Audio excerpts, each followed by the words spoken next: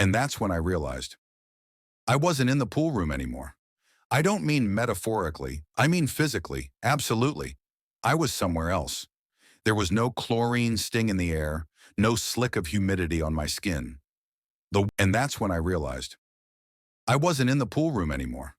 I don't mean metaphorically, I mean physically, absolutely. I was somewhere else. There was no chlorine sting in the air, no slick of humidity on my skin.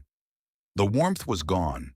The tile under my feet had vanished, replaced with something rough and dry, like dust-covered stone. And the silence, God, the silence. Not even the hum of air, not even my own breath, just absence. I've been close to death 100 times. Had a man's hand on my throat, knife in my side, bullets whizzing past my face. I never flinched. I always knew where I stood, even when I was on the brink. But here, I wasn't even sure I existed. Ma'am? I called again, but my voice didn't carry. It just died.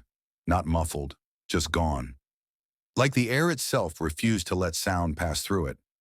I turned, slow, desperate now. My fingers trembled as I pulled the gun from my waistband. I held it out in front of me, but it felt like a child's toy. I couldn't see it, couldn't even feel the weight of it anymore. It was like my senses were unraveling, one by one. Then I saw her again, not walking, not swimming, just there, standing atop the water as if it were solid glass, hair dripping down over her eyes, her body pale now, not tanned, almost translucent. She was staring at me, no emotion, no anger, just watching.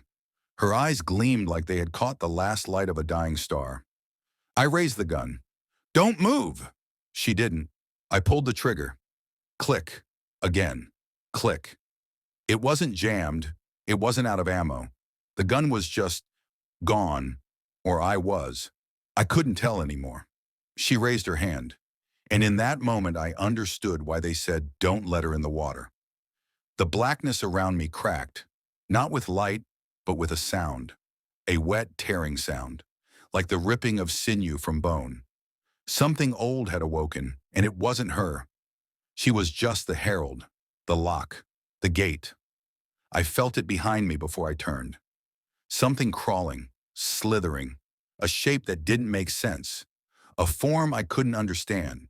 It had no edges, no face, just mass, and it was hungry. And then she spoke, not with her mouth, with everything. "You chose to enter. That was your mistake. I ran, but I didn't get far.